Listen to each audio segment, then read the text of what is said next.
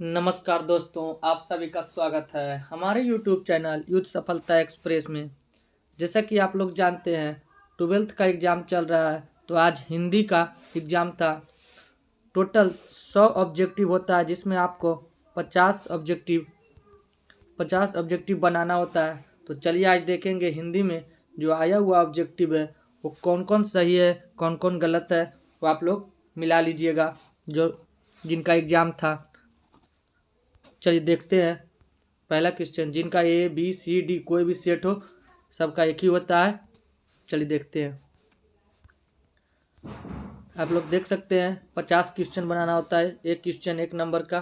तो चलिए, पहला क्वेश्चन कहता है, उसने कहा था कहानी में किस युद्ध का उल्लेख है। तो उसने कहा था कहानी में किसका था, प्रथम विश्व युद्ध का।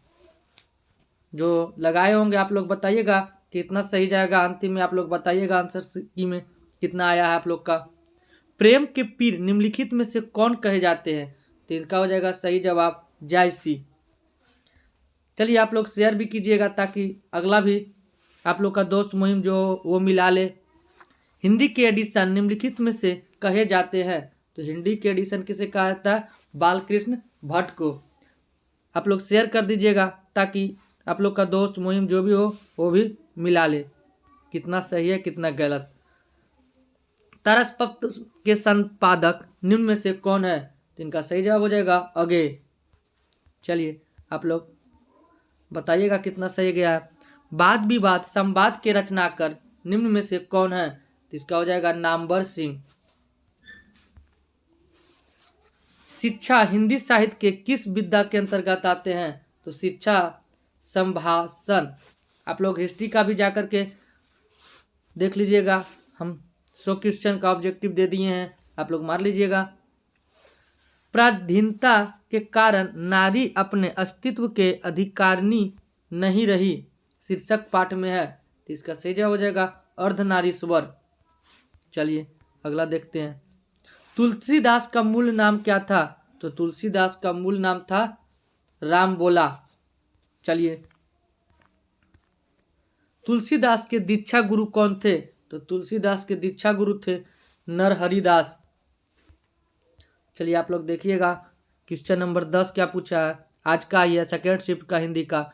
जिनका साइंस का भी हिंदी नहीं हुआ है तो देख लीजिएगा, आप लोग शेयर कर दीजिएगा अपने दोस्तों को, हाली हाली शेयर कीजिए।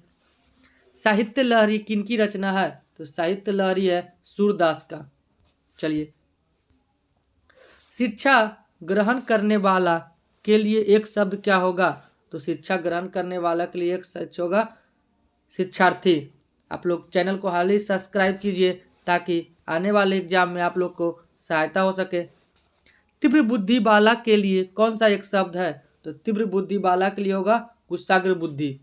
चलिए क्वेश्चन नंबर 13, रात को पहरा देने वाला कौन पद होगा। तो रात को पहरा देने वाला पद होगा विशेषण पद।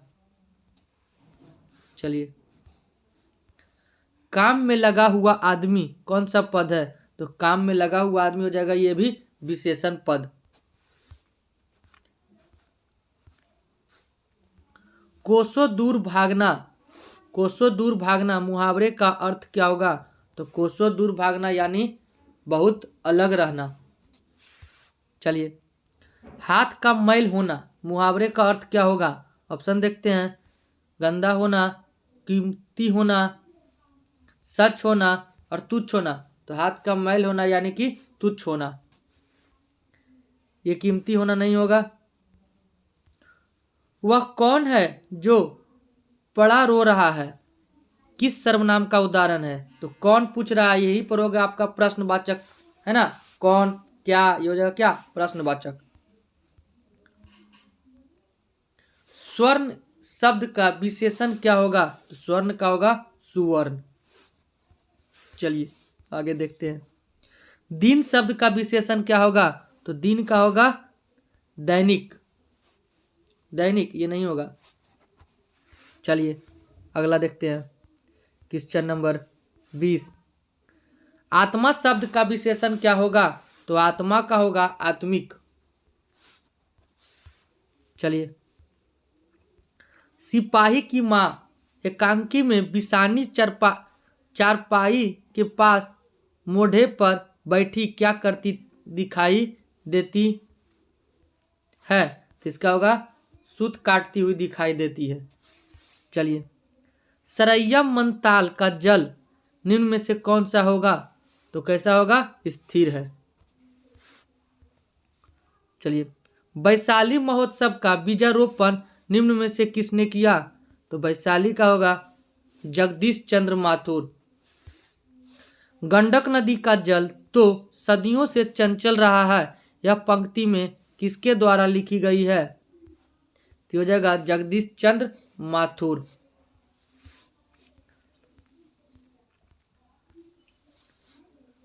मुन्नी पठित पाठ के आधार पर निम्न में से कौन थी? तो हो जाएगा बिशन की बेटी थी। फिर भी कोई कुछ ना कर सका, छीन ही गया खिलौना मेरा, यह पंक्ति के शीर्षक कविता कौन थे? तो पुत्र वियोग। चलिए, यथार्थ के इस लेन देन का नाम ही संसार है, यह पंक्ति किसके द्वारा लिखी गई है? तो इसका सही जवाब हो जाएगा मलयज। कोई नामवर भी कर रहा था तो आप लोग देख लीजिएगा क्या होगा। मेरे ख्याल से तो नाम मलयज ही होगा। सूबेदार बोला, लहना सूबेदारनी तुमको जानती है, बुलाती है, जा मिल आ। यह कथन किस शीर्ष पाठ से है? यह कथन किसका है? उसने कहा था। आनंद मैंने जो धर्म चलाया था वह 5 सहस्र वर्ष तक चलने वाला था, किंतु अब वह केवल 500 वर्ष चलेगा, क्योंकि नदियों को मैं बिछुनी होने का अधिकार दे दिया। उक्ति में पाठ शीर्षक हैं, तो ये क्या हो जाएगा? अर्धनारीश्वर।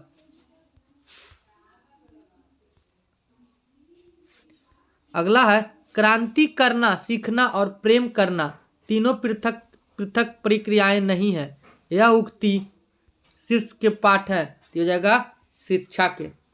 चलिए आगे देखते हैं। भगत सिंह निम्नलिखित में से किस प्रदेश के थे? तो भगत सिंह थे पंजाब को। अगर पूछेगा आने वाला एग्जाम आप लोग का हिस्ट्री के, अगर हिस्ट्री में पूछेगा कि भगत सिंह की मृत्यु फांसी कब पड़ा था, तो 23 मार्च 1931 को। चलिए, वात्स्य भाव के सर्वोपरि कवि निम्न में से कौन है? तो इसका सही जवाब हो जाएगा सूरदास। जयशंकर प्रसाद किस बाद के कवि हैं? तो जयशंकर प्रसाद छायावाद के कवि हैं। प्यारे नन्हे बेटे को कविता में लोहा किसका प्रतीक है? तो लोहा हो जाएगा आपका कर्म का प्रतीक है।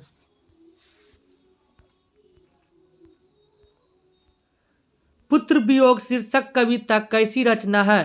तो ये शोक गीत का रचना है। चलिए आगे देखते हैं। कवित्री का खिलौना क्या है? तो कवित्री का खिलौना उसका पुत्र है। भागलपुर विश्वविद्यालय में कुलपति पद पर निम्नलिखित में से कौन रहे? तो ये हो जाएगा रामधारी सिंह दिनकर, है ना, रामधारी सिंह दिनकर। चलिए क्वेश्चन नंबर 38 देखते हैं। संपूर्ण क्रांति संभावनाएं किसने दिया? तो संपूर्ण क्रांति का नारा भी दिए थे जयप्रकाश नारायण। निम्नलिखित में से गद्य कविता कौन सी है? तो हार जीत गद्य कविता है। अधिनायक शीर्षक कविता निम्न में से किस प्रकार की रचना है? तो हो जाएगा व्यंग कविता की रचना है। परिश्रम शब्द का विलोम क्या होगा? तो परिश्रम शब्द का विलोम होगा विश्राम। आगामी शब्द का विलोम क्या होगा? तो आगामी का होगा विगत। चलिए आगे देखते हैं। कृष्ण का विलोम क्या होगा? तो कृष्ण पक्ष का शुक्ल पक्ष भी जानते हैं। कमल शब्द का पर्यायवाची क्या हो जाएगा? तो कमल का हो जाएगा सरोज।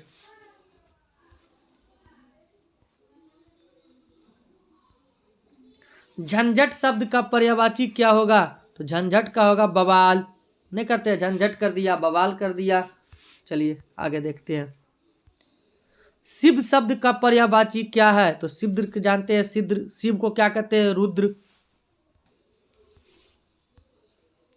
पाठक शब्द क्या है? तो पाठक आपका हो जाएगा पुल्लिंग। घी शब्द क्या है? तो घी भी क्या है? घी लगता है स्त्रीलिंग लेकिन है ये पुल्लिंग।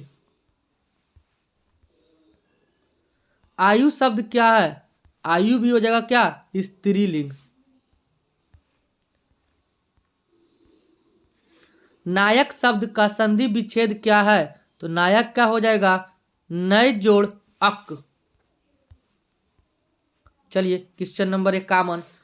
उद्गम शब्द का संधि विच्छेद क्या है? तो उद्गम का हो जाएगा आपका उत जोड़ गम। हितैषी शब्द का संधि विच्छेद क्या है? तो हो जाएगा हित जोड़ ऐसी। हो जाएगा आपका ऑप्शन नंबर सी। जगदम्बा का संधि विच्छेद? तो जगत जोड़ अंबा। Option number 1। ये गलत है, सी नंबर। अधपका शब्द में उपसर्ग है? तो अध उपसर्ग है। चलिए आगे देखते हैं। आगे है क्वेश्चन नंबर 55। अवगुण शब्द में उपसर्ग क्या है? तो अवगुण में क्या हो जाएगा? अब उपसर्ग। चलिए शेयर कीजिए, सब्सक्राइब कीजिए चैनल को, ताकि आने वाले फर्स्ट नोटिफिकेशन आपके पास पहुंच जाए। सोहन पढ़ता है किस काल का उदाहरण है? तो सोहन पढ़ता यानी अभी पढ़ रहा है, तो वर्तमान काल। राम पढ़ता, ये भी वर्तमान काल हो जाएगा। रवि ने खाया, तो क्या हो जाएगा? कौन सा? भूतकाल। कब खाया पता नहीं। नरेश जाएगा किस काल का उदाहरण है? तो जाएगा कब जाएगा? ये भविष्य का बात है। कबूतर छत पर बैठा है, तो जानते हैं पर के द्वारा क्या होता है? अधिकरण। बच्चे घर में हैं, तो ये क्या हो जाएगा? में और पर हो जाएगा अधिकरण। जैसे कर्ता ने, कर्ता ने, कर्म को अधिकरण में और पर संबोधन देते हैं, है ना। तिरछी शीर्षक पाठ के रचयिता निम्न में से कौन है? तो तिरछी का हो जाएगा उदय प्रकाश। चलिए क्वेश्चन नंबर 62 देखते हैं। रोज शीर्षक पाठ के रचनाकार कौन है? तो रोज का हो जाएगा अगे। सिपाही की मां शीर्षक पाठ के रचयिता कौन है? तो सिपाही की मां के है मोहन राकेश। कड़वड़ शीर्ष कविता के कवि कौन है? तो कड़वड़ के है मलिक मोहम्मद जैसी। अधिनायक शीर्षक कविता के कौन है कवि? तो अधिनायक के रघुवीर सहाय। चलिए क्वेश्चन नंबर 66 देखते हैं। गांव का घर शीर्षक कविता के अनुसार पंचायती राज में कौन खो गए? तो ये पंचमेश्वर खो गए। चलिए आगे देखते हैं क्वेश्चन नंबर 67। गांव का घर कविता किस संग्रह से ली गई है? तो ये हो जाएगा संस्यात्मा। कमायनी महाकाव्य के रचनाकार कौन है? तो कमानी का है जयशंकर प्रसाद। रामचरितमानस महाकाव्य के रचयिता कौन है? तो जानते हैं रामचरित्र के हैं तुलसीदास। आगे देखते हैं क्वेश्चन नंबर 70। वसुंधरा भोगी मानव और धर्माध मानव एक ही सिक्के के दो पहलू हैं, यह उक्ति किस शीर्षक के है? तो ओ सदा नीरा। चलिए आगे देखते हैं क्वेश्चन नंबर 71। बिना पानी शब्द कौन सा समास है? तो बिना पानी यानी सरस्वती जी, तो हो जाएगा बहुब्रीहि समास। जितना भी भगवान का नाम आ जाए सब बहुब्रीहि समास। चलिए आगे देखते हैं। मानवता शब्द संज्ञा है, तो मानवता क्या होगा? किसी को व्यथी कह रहा है, तो हो जाएगा आपका भाववाचक। हीरा शब्द कौन सा संज्ञा है? तो हीरा किसी को बोध कर रहा है, इसलिए जातिवाचक। भारतीय शब्द कौन सा है? तो भारतीय हो जाएगा व्यक्तिवाचक।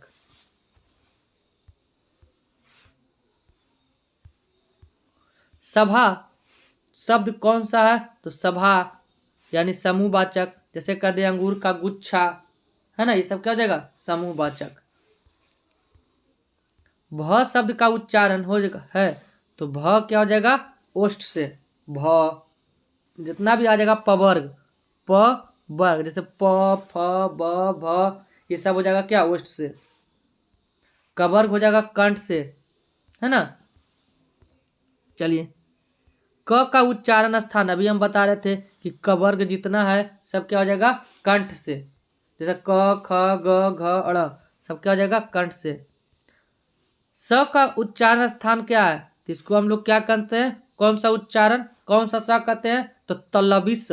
क्या कहते हैं? तलबी स, है ना। मूर्धन स, दंत स, तो ये कौन सा स है? ये हो जाएगा आपका दंत स, यानी कि आपका ऑप्शन नंबर बी दंत स है। अर्थ के आधार पर संज्ञा के कितने भेद हैं? तो अर्थ के आधार पर संज्ञा के 5 भेद हैं। जो स्त्री अभिनय करे उसको क्या कहेंगे? अभिनेत्री। नाभादास किस कवि के समकालीन थे? तो नाभादास थे तुलसीदास के। आगे देखते हैं, भक्तमाल किस कवि की रचना है? तो हो जाएगा नाभादास। चलिए आगे देखते हैं, क्वेश्चन नंबर 83, सुभद्रा कुमारी चौहान का निधन कैसे हुआ था? तो ये कार दुर्घटना से हुआ था सुभद्रा कुमारी चौहान का। चलिए आगे देखते हैं, जादू टूटता है और इस जादू टूटता है इस उषा अब सूर्योदय हो रहा है, यह पंक्ति शीर्षक कौन है? तो ये उषा से ही लिया गया है। आगे देखते हैं, सिंहासन पर बैठा उनके तमगे कौन लगता है? तो हो जाएगा अधिनायक। भोज करी नंद अचमन लिहै मांगत सूर, जुठनिया उस पंक्ति के शीर्षक कविता कौन है? तो हो जाएगा सूरपद। चलिए आगे देखते हैं, लागती लपकती कंठ बरनय बैरिन के नागिसी, यह पंक्ति शीर्षक कविता कौन है? तो हो जाएगा कवित। चलिए आगे देखते हैं, क्वेश्चन नंबर 88, जगदीश चंद्र माथुर की रचना कौन है? तो ओ सदा नीरा। मलमज की रचना में से कौन है? तो हंसते हुए मेरा अकेलापन। चलिए आगे देखते हैं, जूठन शीर्षक पाठ्य के रचनाकार कौन है? तो हो जाएगा ओम प्रकाश वाल्मीकि। कारक के कितने भेद हैं? तो कारक के 8 भेद हैं। भरपेट शब्द में उपसर्ग क्या है? तो भरपेट में उपसर्ग है भर। प्रतिनिधि शब्द में उपसर्ग है तो प्रति। कौन सा उपसर्ग है? प्रति उपसर्ग। चलिए आगे देखते हैं, वंदना शब्द में प्रत्यय क्या है? तो वंदना में ना। आगे देखते हैं 95 नंबर क्वेश्चन 95, ममेरा शब्द में प्रत्यय क्या है? तो ममेरा में हो जाएगा आपका एरा। कवि शब्द का स्त्रीलिंग रूप क्या होगा? तो कब इत्री। ये आपका गलत है, ऑप्शन नंबर बी भी गलत है, ऑप्शन नंबर डी भी, ऑप्शन नंबर 1 सही, कब इत्री। गायक शब्द का स्त्री रूप क्या होगा? तो गायिका। गायक का गायिका। चलिए क्वेश्चन नंबर 98, देशभक्ति शब्द कौन सा समास है? तो ये हो जाएगा आपका तत्पुरुष समास। चलिए आगे देखते हैं, नील पीत शब्द कौन सा समास है? तो नील और पीत द्वंद्व शब्द। जैसे जितना में भी स्लैश आ जाए, जैसे कह दे आपका भाई स्लैश बहन, ये क्या हो जाएगा आपका लोटा स्लैश थारी, यानी जो भी आपका स्लैश आ जाए हो जाएगा द्वंद्व। फिर आपका कहता है दिगु, दिगु क्या हो जाएगा?